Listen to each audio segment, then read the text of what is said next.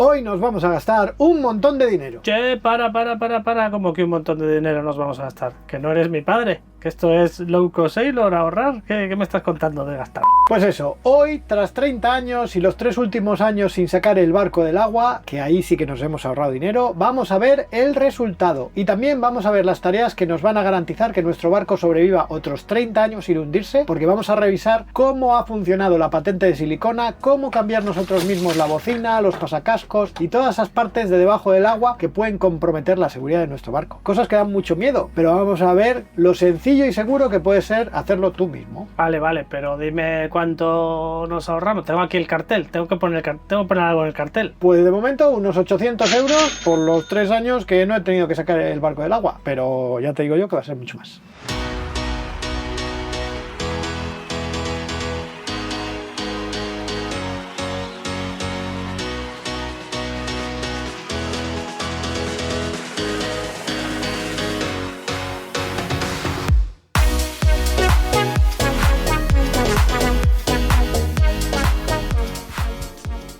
Saludos navegantes y bienvenidos a un nuevo episodio de The Low Cost Sailor. En el episodio de hoy sacamos el barco del agua tras 3 años sin hacerlo. Veremos el resultado de la patente de silicona tras todo este tiempo, cómo ha funcionado y qué tenemos que hacer para renovarla, pero sobre todo vamos a ver algunas de las tareas que conviene aprovechar para hacer cuando tenemos el barco fuera del agua. Muchas veces pasan desapercibidas, pero son fundamentales para la seguridad. Revisar y cambiar pasacascos y grifos de fondo, la bocina del eje, otra importante fuente de fallos y posibles entradas de agua, la sonda de profundidad o los casquillos del eje del timón o de la hélice. 3 años sin sacarle, Gandul. 3 años y 2 o 3 meses. O sea, desde que le sacamos en el canal. Desde que me di la paliza del siglo. Aquella vez, madre mía. ¿Y cuál es la vida útil de estos elementos? ¿Cuándo debemos reemplazarlos? Todos ellos son grandes olvidados que a veces creemos que son eternos, pero pueden darnos una sorpresa con una rotura dramática y con un barco hundiéndose. Y todo esto gracias a SVB, que con sus más de 30.000 artículos náuticos de más de 350 marcas diferentes, tiene absolutamente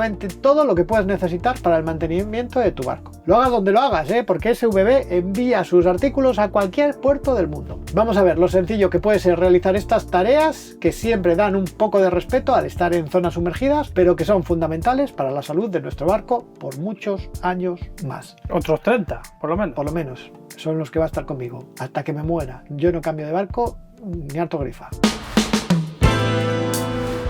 Los barcos hay que sacarlos del agua periódicamente para poder hacer algunas tareas de mantenimiento, y aunque hay cosas que podríamos realizar sin sacarlos, por ejemplo en mi caso cambiar la sonda de profundidad, hay otras que es importante hacerlas con el barco fuera del agua. Porque en un barco hay un montón de elementos que están permanentemente sumergidos y expuestos a los efectos del mar y de la vida marina. Empezando por el propio casco, que los bichos marinos ven como una isla flotante donde instalarse y crecer, formando una familia, y formando incrustaciones que afectan tanto a la integridad del casco como a su resistencia al avance. Pero el problema principal es que la mayoría de nuestros barcos están llenos de agujeros por debajo de la línea de flotación, agujeros que tienen su utilidad para la refrigeración del motor, para evacuar agua, para poder tener corredera y sonda de profundidad o simplemente para que el motor esté dentro del barco y la hélice fuera, bajo el agua. Todos estos agujeros están sellados mediante pasacascos, grifos de fondo, bocinas y otros elementos que garantizan su correcto funcionamiento, pero que requieren una revisión y sustitución periódicas. Y para hacer estas tareas la mayoría de la gente suele sacar el barco del agua pues una vez al año. Bueno, una vez al año, claro, si te lo puedes permitir, porque sacar el barco del agua es una de las tareas más caras y dependemos de las instalaciones de un puerto, de la grúa, de las cunas, del tiempo de estancia en seco, y todo esto cuesta y no precisamente poco. Échale que entre 300, 400 no te los va a quitar nadie, y luego ya las tareas que hagas. Y no sé vosotros, pero para mí no es un momento agradable. A mí no me gusta tener el barco fuera del agua. No es su medio natural y más allá de que no lo puedo usar y del dinero, simplemente no me gusta verlo ahí el pobre, fuera de su elemento. Y más aún cuando nada más sacarlo te tienes que ir una semana a trabajar a Nueva York y dejarlo ahí, abandonado, a la intemperie. Bueno, aunque lo esté vigilando todo el día a distancia con las cámaras y mis controles en la Raspberry Pi. ¿Cómo eres? Que, o sea, esto no tiene nada que ver con el guión, pero tú, para tirarte el rollo de que me voy a trabajar a Nueva York, soy un tío importante. No, es que he grabado allí y entonces tendremos que poner unas imágenes. Tal vez por eso alargo todo lo que puedo el tiempo entre varadas. Concretamente en esta ocasión han sido 3 años y 3 meses desde la última vez, cuando me di la paliza del siglo para renovar toda la patente y pasar al sistema de silicona Silic One de Empen. Así que vamos a ver el resultado.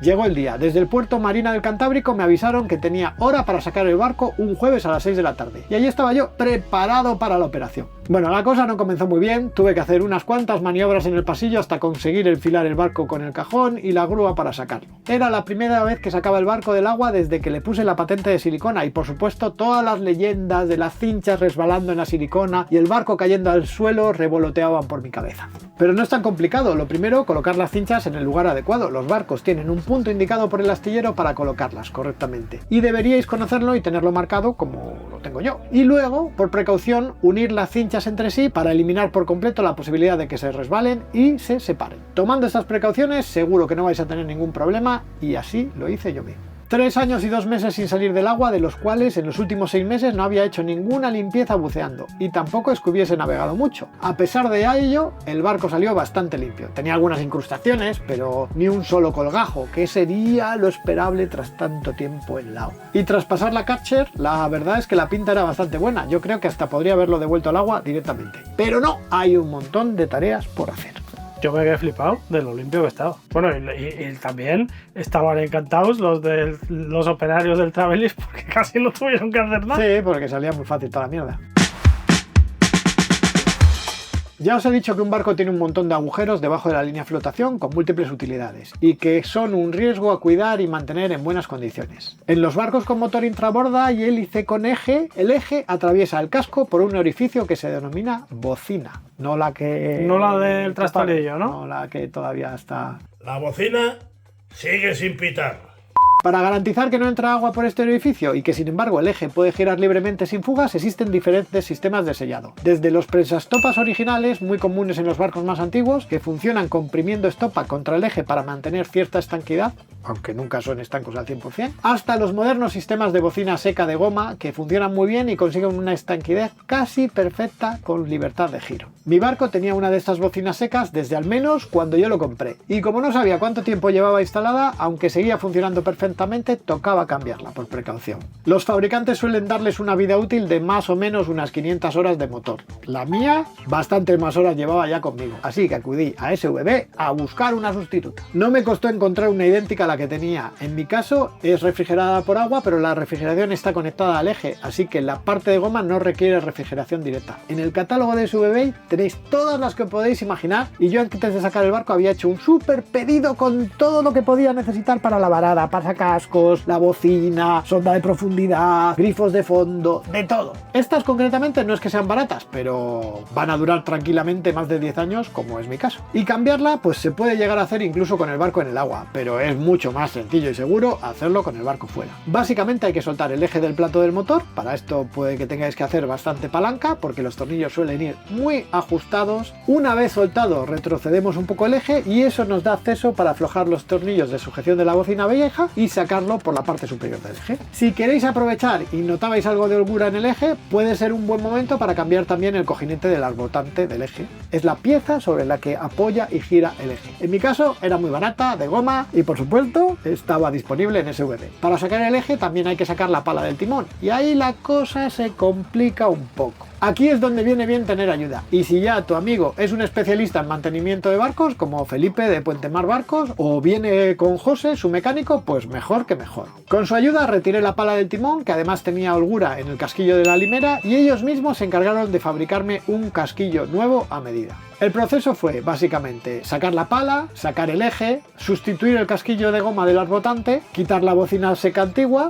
volver a meter el eje y ya con el eje en su sitio instalar la nueva bocina. Esto es muy sencillo y normalmente viene con instrucciones bastante detalladas de cómo hacerlo. Lo primero es aplicar un poco de grasa, la que suele venir incluida con la bocina, en los labios de la bocina, que es la parte más delicada y la que garantiza la estanquidad. Después ponemos el protector que viene con ella para evitar que los labios se dañen al meter el eje. Este protector hay que colocarlo bien abierto en su posición para que el eje pase sin problema. Metemos la bocina por el eje, pero aún sin fijarla en su sitio. Antes hay que volver a sujetar el eje al plato del motor. Esto se hace primero para asegurarnos de que el eje quede bien alineado y después ya llevamos la bocina a su posición definitiva y colocamos la abrazadera junto con la chapa de protección. La abrazadera hay que apretarla hasta el tope, hasta el final, todos los 2 tornillos hasta el final. Por último, retiramos el protector con cuidado y comprobamos que todo gira bien y sin forzar, añadiendo un poco más de grasa en la boca de la bocina. Y ya está, solo hay que recordar que al echar el barco al agua hay que purgar la bocina inmediatamente. Apretamos el borde hasta que salga todo el aire y empieza a entrar un poco de agua. Así garantizamos que se refrigera bien y no se daña y nos va a durar muchos años. Con la bocina y el eje en su sitio ya podemos volver a poner la pala del timón. En mi caso, con el nuevo casquillo hecho a medida, la mejora ha sido enorme. Tenía mucha holgura y ahora entra al dedillo. Y el ahorro también importante, el casquillo original costaba más de 1000 euros y uno hecho por un tornero menos de 200, con la ventaja de que el original no tiene en cuenta los desgastes de la pala y de la limera que se hayan producido con los años, y el del tornero te lo mide ahí y te lo hace a la medida. Llegado el momento de volver a poner la pala en su sitio, si no tienes a nadie a mano, también puedes hacerlo tú solo, solo que con ayuda pues siempre se agradece más y no os vais a deslomar como me deslomé yo. Ya os he dicho que los barcos suelen estar llenos de agujeros por debajo de la línea de flotación, principalmente para tomar el agua del mar, por ejemplo para la refrigeración, o para verter al mar aguas grises o negras, vamos, el retrete. El toalé. El toalé. Tenemos la admisión del motor, la refrigeración de la bocina, los fregaderos, el retrete, los grifos de fondo, los grifos de agua salada, y lo que garantiza que el barco no se hunda por esos agujeros son los pasacascos, unos elementos que se adaptan al casco del barco y permiten conectar grifos y tuberías a continuación de ellos. Yo hace 7 años cambié el del retrete porque revisando la tubería se partió y se me quedó en la mano. Por suerte esto pasó con el barco fuera del agua, que es justo cuando hay que revisar estos elementos y someterlos a algo de estrés para ver si están bien. Porque ya os digo yo que con los años las corrientes galvánicas, los ácidos y los líquidos que pasan por ellos se deterioran y se vuelven frágiles hasta el punto de poder romperse de forma dramática. ¿Y qué materiales hay para los grifos de fondo y para los pasacascos hoy en día? Pues hay muchas opciones. La más económica, el latón, pero también la menos duradera. Muy de moda, el acero inoxidable, pero no es la mejor opción si está continuamente sumergido, porque el acero inoxidable tiene que estar en contacto con el oxígeno. Luego está el bronce de buena calidad, lleva décadas usándose en los barcos y ofrece una gran durabilidad, aunque es de lo más caro. Y finalmente, los plásticos y materiales compuestos. No se oxidan, no sufren corrientes galvánicas, por lo que aunque son algo menos resistentes, pueden durar más que los metálicos. Y si os quedan dudas, pensad que casi todos llevamos un pasacascos de plástico en nuestros barcos desde hace años, el de la sonda de profundidad. Dicho esto, yo he escogido de bronce de buena calidad, tanto para el pasacascos como para el grifo de fondo, porque quiero que me duren otros 30 años. Cambiarlos es bastante sencillo. Lo primero, quitar el pasacascos viejo. Se puede hacer desenroscando la grifería, quitando la tuerca y despegándolo todo delicadamente, pero enseguida veréis que sacarlo de una pieza es muy complicado. Unos buenos cortes con la rotaflex aceleran mucho el proceso y después con unas tenazas lo vais a sacar muy fácil. Eso sí, probablemente os daréis cuenta, como me ha pasado a mí, que habríais tenido que cambiarlo mucho antes porque se parte y se rompe demasiado fácil. Y por supuesto, no hagáis estas pruebas con el barco en el agua, sino fuera. Llega el momento de instalar el nuevo pasacascos. Una vez quitado el viejo, limpiamos bien el agujero, eliminamos todos los restos de silicona antigua y hacemos una prueba en seco con el pasacascos nuevo y el grifo de fondo ya montado, y lo giramos hasta que el grifo quede en una posición cómoda. Con un rotulador indeleble marcamos en el exterior la posición exacta para que todo quede bien orientado al montarlo, porque si no, si lo ponemos a bulto, pues seguramente cuando montemos el grifo igual la llave se queda en una posición en que no podemos abrirla porque tropieza con algo. Luego desmontamos todos y comenzamos el proceso de instalación. Aplicamos una buena cantidad de Sika 291 o similar, como ya hemos hablado en otro vídeo sobre los tipos de Sikaflex, tanto en el pasacascos como en las primeras vueltas de la rosca. La idea es rellenar bien todo el hueco con sellador. Aquí sí que recomiendo tener ayuda de un amigo, aunque yo he montado algunos solo, muchos con Carlos. De hecho, salvaste el barco, ¿no? Pues verdad. Yo me di cuenta que había uno que estaba mal. Te salvé la vida, chaval. Bueno, Carlos, aparte de su atención, me prestó sus manos, sujetando el pasacascos por fuera y evitando que se gire mientras yo aprieto la tuerca. Para eso suele tener unas muescas en el interior y ahí puedes meter una palanca. Hay una herramienta específica, pero nosotros lo solucionamos, me parece, con... No sé, me diste un cacho de hierro. Con un cacho de hierro de estos.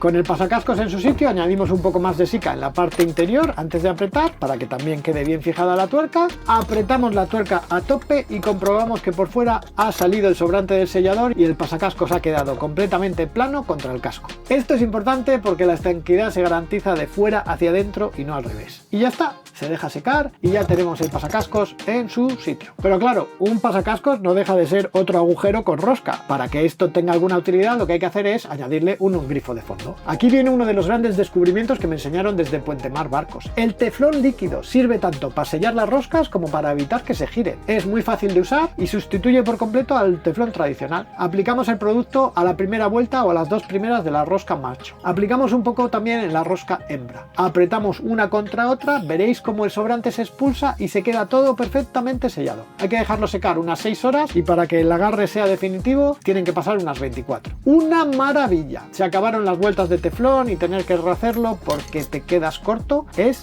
infalible. Como marcamos antes la posición del pasacascos, el grifo de fondo debería quedar en la posición correcta. Ahora solo queda unir las tuberías y repetir todo este proceso para cada uno de los grifos que vayáis a cambiar. En mi caso, dos. Tampoco tiene tantos baños tu barco, joder. No, 8 grifos de fondo. Me parece que han sido 2, sí, 8 así. Cuando llegue el momento de echar el barco al agua, no dejéis que la grúa lo suelte del todo sin antes hacer una revisión rápida. Comprobad que ningún grifo de fondo pierde agua. Y ya está, os pasará como a mí. Os generará 1000 dudas de si funcionará, de si será tan sencillo, pero funciona y es sencillo y el barco flota. O eso espero cuando le echemos al agua. Aprovechando que tenía el barco fuera del agua, he querido saldar una deuda pendiente que tenía con él y renovar la sonda de profundidad. La razón principal es que era el único dato que no tenía en mi sistema con la Raspberry Pi, porque la sonda que llevaba era antidiluviana. Esta vez he comprado una de Airmar, tope de gama en SVB, con conexión directa NEMEA 2000 para integrarla fácilmente en mi Raspberry. Además, este sensor es una auténtica pasada porque integra en un solo cuerpo la sonda de profundidad, la corredera y la temperatura del agua. Ahora voy a saber cuán caliente está el agua antes de tirarme a nadar. Y no solo eso, sino que también incluye Bluetooth y un inclinómetro que mide tanto la escora como el asiento del barco. Vamos, una maravilla. Y mira que yo no soy de gastar, pero la profundidad es un dato que siempre he querido tener bien integrado en Avionics. 400 eurazos, ¿eh? Eso... Y eso yo lo había solucionado por 30 en otro de mis vídeos, pero joder, no sé, te quería comprarle algo bonito como de aniversario. Hablando de aniversario, mi mujer. No la cuelgo. ¿La has colgado? ¿La has vuelto a colgar? ¿Y cómo se instala la sonda de profundidad? Pues igual que cualquier otro pasacascos. De hecho, podría haber dejado el pasacascos de plástico antiguo y haber cambiado solo la sonda, porque son exactamente el mismo tamaño. Incluso probé hacerlo en el agua y sin problema, ¿eh? No hay que asustarse. Esto es algo muy habitual, quitar la sonda de profundidad con el barco en el agua para limpiarla sin mojarse el culo, por ejemplo. Y no pasa nada, la sonda viene con un tapón de cierre precisamente para hacer que este tipo de cambios los puedas hacer con calma. Eso sí, este ha sido el pasacascos más difícil de quitar de todos. Al final he tenido que triturarlo para que veáis la resistencia que tienen los plásticos compuestos después de años sumergidos. Ha costado mucho más el de plástico que todos los de metal juntos. Por lo demás, la instalación ha sido exactamente igual que con los pasacascos de bronce, con una pequeña diferencia. En este caso, lleva una junta de estanqueidad de goma por la parte superior y el fabricante indica que el apriete debe de hacerse a mano. Muy fácil también, sin complicaciones, no entra ni una gota de agua, o eso espero. Y finalmente, antes de volver al agua, lo clásico que se hace con todos los barcos, renovar la patente. En mi caso, ya sabéis que uso patente de silicona y hay dos formas de renovarla según el estado en que se encuentre. Si la silicona tiene arañazos o pequeñas picaduras, lo único que hay que hacer es limpiarla a fondo con agua y jabón y aplicar una nueva capa de Silic One con el rodillo. Con eso, incluso cubriréis zonas donde se haya saltado menos de 1 centímetro sin problemas. Y es una solución económica, con 2 botes de 750 mililitros de Silic One, que cuestan menos de 120 euros en SVB los dos, ya lo tenéis listo para otros ¿cuántos años? Otros 3 años podríais estar así. Eso sí, si habéis cambiado los pasacascos como yo, seguramente querréis pintarlos también. En ese caso hay que hacer el tratamiento completo como vimos en el vídeo original. Imprimación epoxi sobre el metal desnudo, varias capas, cuando aún esté mordiente aplicar el tie coat y tras 8 horas sin mojar nada aplicar Silic One sobre el tie coat. Yo lo que hice es aproveché y lo hice todo en una. Pinté los nuevos pasacascos, la hélice y además reparé las zonas deterioradas del casco. En mi caso, el casco ha estado 3 años sin salir del agua y reconozco que me pasé un poco con la limpieza. El primer año la porquería se caía sola. El segundo año ya tuve que usar un estropajo de plástico porque ya con la esponja había algunas manchas que se quedaban como oscuras. Y el tercero, pues ya había zonas que había que frotar mucho. Y claro, si los rayas se pegan más cosas y luego cuesta más limpiarlo. Mi consejo, si usáis silicona, lo ideal es que lo limpiéis exclusivamente con una esponja suave, una vez al mes buceando más o menos y que el barco se mueva con frecuencia. Si cada vez que sacáis el barco dais una capa nueva, cuando tengáis unas 10 capas llega el momento de caparlo por completo y empezar de cero. Pero si sois de los que sacáis el barco cada año, Empel tiene otra solución llamada Infinity. Es como un ungüento mágico que se aplica sobre la silicona limpia, se deja actuar 24 horas y luego se aclara con agua. Lo que hace es hidratar la silicona que teníais y devolverle el efecto hidrófugo para otro año más. Te aguanta perfectamente una temporada más sin añadir capas y es una forma sencilla de hacerlo y muy rápida. Eso sí, es incluso un poco más caro porque un bote cuesta unos 200 euros, pero a cambio es muy fácil de aplicar, no se daña nada y no hace falta encintar ni preparar nada especial para aplicar. Yo he probado ambas opciones y muy contento con las dos. Y ahora la gran pregunta, ¿qué creéis que voy a hacer la próxima vez? ¿Sacarlo cada año o dejarlo otros 3? La pregunta no, eso no hay que preguntar, es retórica la pregunta, porque tú conociéndote, conociéndote, tú ahora vas a estarte 5 años sin sacarlo. Ahora que sé que mejor solo esponja, lo voy a limpiar más a menudo y 5 años sin sacarle fijo.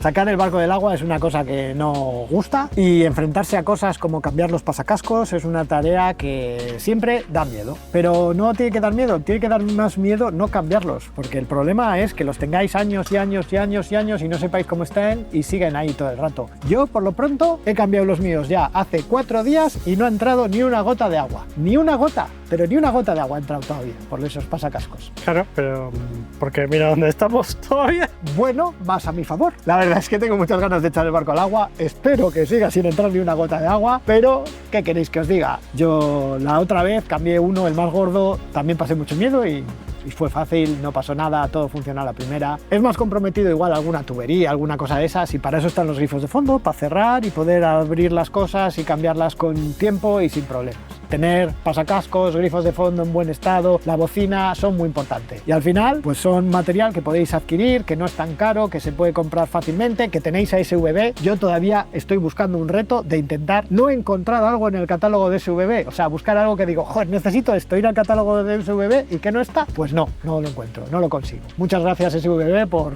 ayudarnos como siempre y muchas gracias a vuestra atención navegantes. Espero que os haya gustado el episodio de hoy. Si es así, por favor, dadnos un like, suscribiros al canal, tenéis la campanita para recibir todas las notificaciones, tenéis todos los enlaces tanto en la descripción del vídeo como en nuestra web www.thelowcostsailor.com. No podemos dejar de estar agradecidos ya no solo a SVB sino a todos nuestros Patreons que nos siguen apoyando día tras día para que sigamos pudiendo hacer este canal. En cualquier caso, nos vemos en un par de semanas en un nuevo episodio de The Low Cost Sailor. Con el barco en el agua esta vez, espero. Sí, yo espero que ya cuando estéis viendo este vídeo el barco esté en el agua y esté encima del agua, no debajo. Flotando. Ese es el objetivo, ese es el objetivo.